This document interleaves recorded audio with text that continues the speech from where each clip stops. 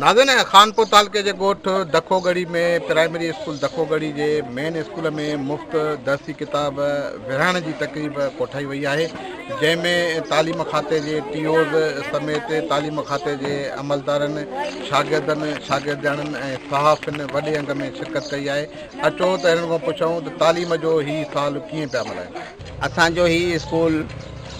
मां त ईअं दावा सां चवंदुमि त तालुके में न हूंदो त यूसी दखोगढ़ी में त पहिरियों नंबर हूंदो, जिते की एनरोलमेंट कुझु बि न हुई। अॼु अलहमदुलिल्लाह तव्हां ॾिसी रहिया हो त तक़रीबन 150 खां 200 ॿारनि जी जेको आहे सो अटेंडेंस आहे। असांखे कमरनि जी तमामु घणी खोट आहे, जो कि असांखे कमरा जेके आहिनि से नाकाफ़ी आहिनि। हिक ई क्लास में जॾहिं असां 2-2 टे क्लास विहारियूं था ऐं शागिर्दनि जो वधीक तादाद हुअण जे करे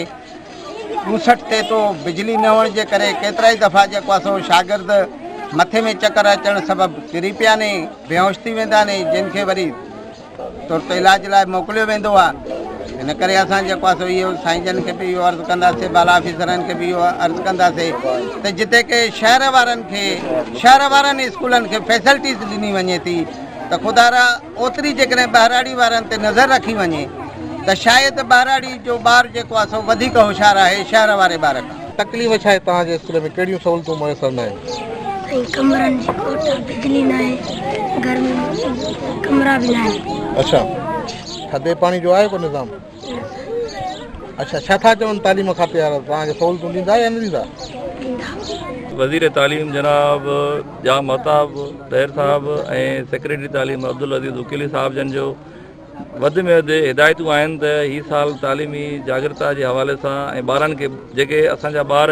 स्कूलनि खां ॿाहिरि आहिनि उन्हनि खे स्कूलनि में आणण लाइ जागृता रैलियूं कढो, जंहिंजे सिलसिले में असां सभ खां पहिरीं त अॼु हिकु हिन यूसी गढ़ी दखे जे यूसी जे हेडक्वाटर में आया आहियूं ऐं मुफ़्त किताबी दर्सी किताब विरहाइण सां गॾु असां हिकिड़ी जागृता रैली बि हिते कढंदासीं त जीअं आवाम खे ॿुधाए सघूं त पंहिंजे ॿारनि खे, मासूम ॿारनि खे जेके स्कूलनि खां ॿाहिरि आहिनि उहे स्कूल में मोकिलिनि। गवर्नमेंट जी पॉलिसी आहे त वधि में वधि जेके आहिनि स्कूल खां ॿाहिरि वारनि ॿारनि खे जेको आहे स्कूल में दाख़िला ॾिनी वञे। इन जे सिलसिले में असां पंहिंजे तालुके में तक़रीबन हर ॻोठ में जिथे बि असांजा प्राइमरी जा स्कूल आहिनि उन्हनि सभिनी उस्तादनि खे चयो आहे त उहा हर हिकु घर वञी करे घर वञी करे उते उहा सर्वे कनि त किथे जेके आहिनि ॿार जेके आहिनि स्कूल में दाख़िल न आहिनि ऐं उन्हनि सभिनी जेको आहे न नाला, वालिदैन जा नाला ऐं नोटेड करे उन्हनि खे स्कूल में घुराए करे ऐं उन्हनि सां मुलाक़ातूं कयूं ऐं उन्हनि ॿारनि खे जेको आहे न स्कूल में दाख़िल कनि। उन सिलसिले में हीअ बि तक़रीब हिकिड़ी यूसी गढ़ी दफ़ो में रखी वई आहे, जंहिंजी मोट तव्हां ॾिसो था त ॻोठाणनि में केतिरो जोश ऐं ख़रोश आहे ऐं केतिरे ॿारनि जेका शिरकत कई आहे। असांजा हेड मास्टर साहिबु मोहम्मद नवाज़ ऐं साईं निसार अहमद साहिबु, साईं रघुनाथ साहिबु कोशिशूं वरितियूं आहिनि सुठियूं तालीम जे लाइ, पर अञा जेकी हिते खोट आहे उहा इहे सहूलियतूं न आहिनि, बिजली न आहे त असांखे इहा ज़रूरत आहे वधीक कमरनि जी बि, 1-2 कमरा बि हुजनि ऐं इनखे को सोलर जो हिकिड़ो इंतिज़ामु हुजे ऐं थोरो थधे पाणी वग़ैरह जो इंतिज़ाम हुजे जीअं ॿारनि खे तकलीफ़ न थिए। नाज़रीन, खानपुर तालुके जे प्राइमरी स्कूल दखोगढ़ी में उन्हनि शागिर्दनि ऐं उस्तादनि ऐं उन्हनि मौजूदीन ऑफिसरनि जूं तव्हां ॻाल्हियूं ॿुधियूं, जिन जो चवणु हुयो त हीउ स्कूल जेको आहे उहो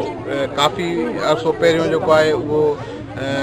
तालीम जे हवाले सां तबाह थियल हुयो ऐं हिन वक़्तु स्कूल में जेको आहे शागिर्दनि जो तादादु